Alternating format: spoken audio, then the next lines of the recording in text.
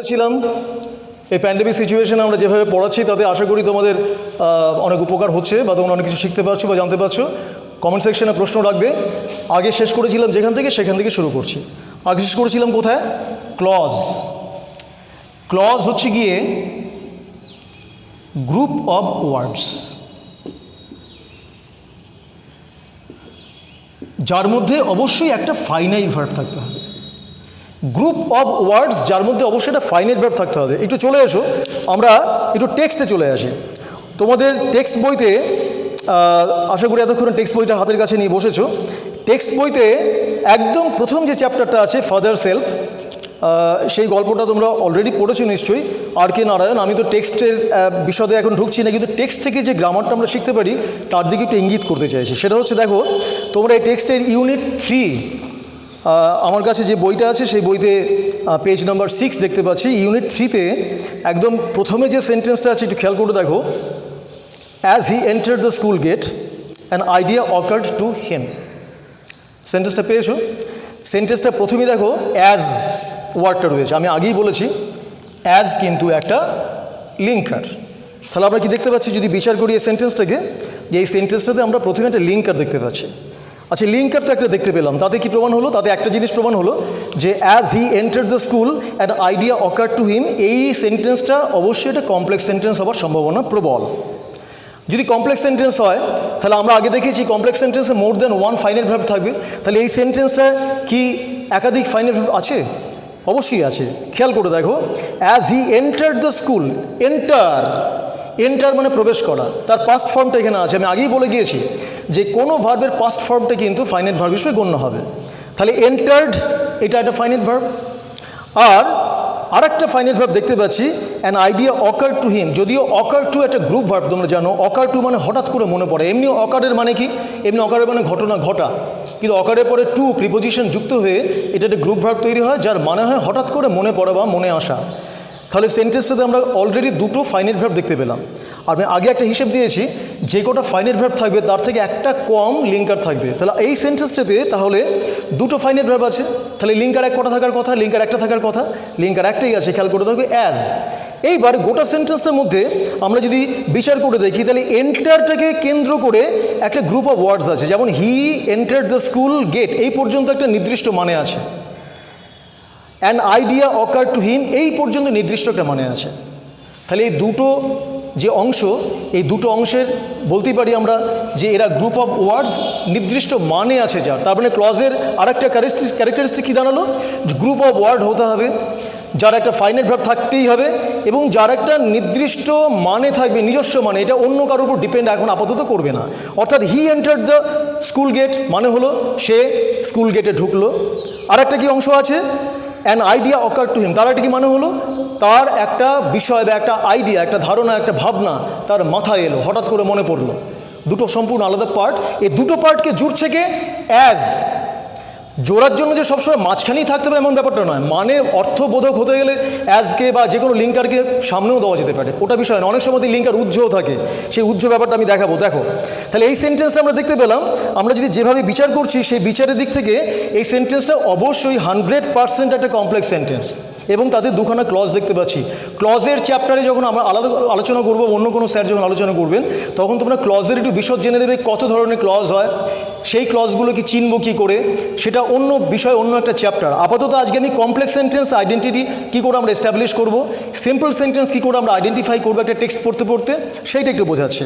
এর পরবর্তী পর্যায়ে যখন আরও ফার্দার আমরা সামনে এগোবো, তখন কী করে সব সিম্পল থেকে কমপ্লেক্সে যেতে হয়, কমপ্লেক্স থেকে সিম্পল করতে হয়, সেটাই আলোচনা করবো। আপাতত দেখো ঠিক পরের সেন্টেন্সটা, he would deliver the letter to the headmaster at the end of the day.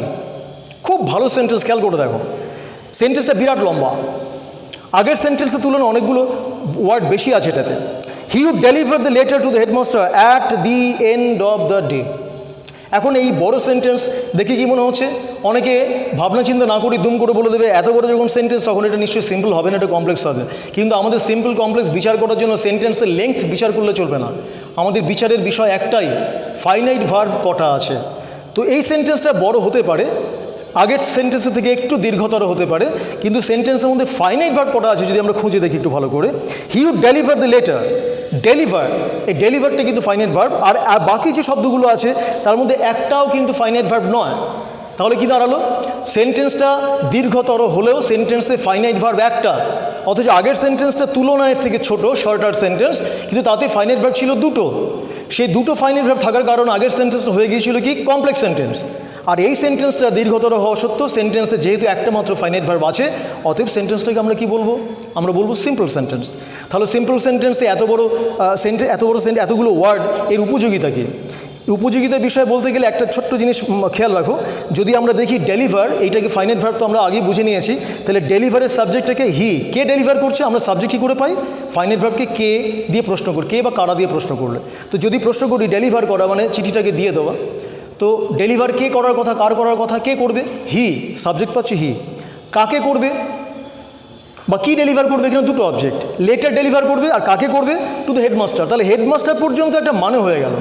বাকি অংশটা কি আছে? At the end of the day, অর্থাৎ কখন ডেলিভার করবে? দিনের শেষে, বিকেলের দিকে যখন স্কুলটা ছুটি হয় 4টে 4:30 সময়তে। তাহলে at the end of the day, এখানে কিন্তু অনেকগুলো ওয়ার্ড আছে, খেয়াল করে দেখবে। At the end of the day অর্থাৎ 6খানা ওয়ার্ড সম্বলিত একটা অংশ, যার মধ্যে কোনো ফাইনাইট ভার্ব নেই। তাহলে এই অংশটাকে কী বলবো? ক্লজ তো বলতে পারবো না। ক্লজ বলার জন্য আমার একটা শর্ত ছিল কি, ফাইনাইট ভার্ব একটা থাকতেই হবে, একটা মাত্র ফাইনাইট ভার্ব ক্লজ থাকতে হবে, আর তার সঙ্গে একটা নির্দিষ্ট মানে থাকতে হবে। হ্যাঁ, তোমরা বলতে পারো at the end of the day একটা নির্দিষ্ট মানে আছে, দিনের শেষে, কিন্তু মানে থাকলেই সেটা ক্লজ হবে না। ক্লজ হওয়ার জন্য অত্যাবশ্যকীয় যে শর্ত, সেটা হচ্ছে গিয়ে ফাইনাইট ভার্বের উপস্থিতি, সেটা কিন্তু এই at the end of the day এর মধ্যে নেই। তো সেই জন্য এই অংশটাকে আমরা ক্লজ না বলে যেটা বলবো সেটা হচ্ছে গিয়ে, এই ওয়ার্ডটা খুব গুরুত্বপূর্ণ, ফ্রেজ। তাহলে ফ্রেজ, এখন আমরা এই আলোচনা থেকে যদি একটা প্রশ্ন করি আমি, যে ফ্রেজ এবং ক্লজের মধ্যে মিল কি অমিল কি, তোমরা নিশ্চয়ই উত্তর দিতে পারবে। যেহেতু এটা classroom, real time classroom teaching বা লার্নিং সেশন নয়, আমি উত্তরটা দিয়ে দিচ্ছি, তোমরা মিলিয়ে নিও। ফ্রেজেও একাধিক ওয়ার্ড থাকবে, ক্লজেও একাধিক ওয়ার্ড থাকবে, এটা মিল। ফ্রেজেরও নিজস্ব একটা মানে থাকবে, ক্লজেরও নিজস্ব একটা মানে থাকবে। 2 নম্বর মিল। ফ্রেজ নিজে সেন্টেন্স নয় কিন্তু সেন্টেন্সের পার্ট, ক্লজ নিজে সেন্টেন্স নয় কিন্তু সেন্টেন্সের একটা পার্ট, এটা 3 নম্বর মিল। তফাৎটা কোথায়? ফ্রেজে কোনো ফাইনাইট ভার্ব থাকবে না, ক্লজে অবশ্যই একটা ফাইনাইট ভার্ব থাকবে। ব্যাপারটা ক্লিয়ার? তাহলে সিম্পল সেন্টেন্সে কী হতে পারে? সিম্পল সেন্টেন্সে একটা ফাইনাইট ভার্ব থাকবে, তার সঙ্গে কিন্তু ফ্রেজ থাকতে পারে, সাবজেক্ট অবজেক্ট এগুলো তো থাকেই, তার সঙ্গে ফ্রেজ থাকতে পারে। আমরা আরও অনেক সেন্টেন্স দিলে বুঝতে পারবো। দেখো এরপরে চলে এসো তোমরা ওই চ্যাপ্টারেরই পরের পাতা 8 নম্বর পাতায় চলে এসো, একটু শেষের দিকে দেখো একটা প্যারা শুরু হচ্ছে, when the bell rang for the last period at 4:30 Swami picked up his books and ran to the headmaster's room. সেন্টেন্সটা অবশ্যই কমপ্লেক্স সেন্টেন্স, আমি একটু ধরিয়ে দিলাম, বাড়িতে নিজের অ্যানালিসিস করবে। হোয়েন হচ্ছে গিয়ে একটা লিঙ্কার। এরপরে দেখো he found the room locked, আমরা এখানে কি দেখতে পাচ্ছি? He found the room locked, একটা মাত্র ফাইনাইট ভার্ব দেখতে পাচ্ছি। অনেকে কিন্তু এখানে প্রশ্ন তুলতে পারে, স্যার লকড ওয়ার্ডটা তো ফাইনাইট ভার্ব মনে হচ্ছে, কেন? লকের পাস্ট টেন্স তো লকড হতে পারে। যদি লকড ফাইনাইট ভার্ব হয় তাহলে একটা প্রশ্ন তোমাদের করবো, যে ফাইনাইট ভার্বকে চিনে নেওয়ার জন্য ফাইনাইট ভার্বকে একটা প্রশ্ন করো তো, কে বা কারা দিয়ে, মানে তার সাবজেক্ট যোগান আছে কি না। ফাইনাইট ভার্ব থাকলে কি সে একটা সাবজেক্ট নেবে? লকের কি কোনো সাবজেক্ট পাচ্ছ? ফাউন্ডের সাবজেক্ট পাচ্ছ। ফাউন্ড হচ্ছে ফাইন্ডের পাস্ট টেন্স, হি হচ্ছে তার সাবজেক্ট, কিন্তু লকটার কোনো সাবজেক্ট নেই। কিন্তু লকটা এখানে পাস্ট পার্টিসিপল, তোমরা অনেক আগে পড়েছো। পার্টিসিপল বা প্রেজেন্ট পার্টিসিপল এটা কিন্তু অ্যাডজেক্টিভ হিসেবে ব্যবহৃত হতে পারে। হ্যাঁ, এটা বলা যেতেই পারে যে তাহলে কি লককে আমরা যদি ফাইনাইট ভার্ব ইউজ করে সেন্টেন্সটাকে করতে পারি না। হ্যাঁ, এইটাই তো আমরা শিখবো, যে এই সেন্টেন্সটা তাহলে বিচারে কি দাঁড়াচ্ছে? He found the room locked, অর্থাৎ সেন্টেন্সটা কিন্তু সিম্পল সেন্টেন্স। এই সিম্পল সেন্টেন্সটাকে আমরা কমপ্লেক্স করা শিখবো। অর্থাৎ যদি লেখক তিনি মনে করতেন এই সেন্টেন্সটাকে কমপ্লেক্সে লিখবেন, তাহলে কী করে লিখতেন সেটা আমরা শিখবো। আপাতত এইটুকু বুঝে নিই যে এই সেন্টেন্সটা কিন্তু সিম্পল সেন্টেন্স। ঠিক পরের সেন্টেন্সটা, peon told the headmaster had gone on a weeks leave, এখানে কিন্তু লিঙ্কারটা উজ্জ আছে। কোন লিঙ্কার উজ্জ আছে? The peon told him that. এই দ্যাট লিঙ্কারটা উজ্জ অনেক সময় থাকে। দ্যাট লিঙ্কার এমন একটা লিঙ্কার মাঝে মধ্যেই থাকে না, আমরা বুঝতে পারি না। তাহলে এই সেন্টেন্সটা সেদিক থেকে দেখতে গেলে কমপ্লেক্স সেন্টেন্স। আপাতত এইটুকু তোমরা বুঝতে পেরেছো।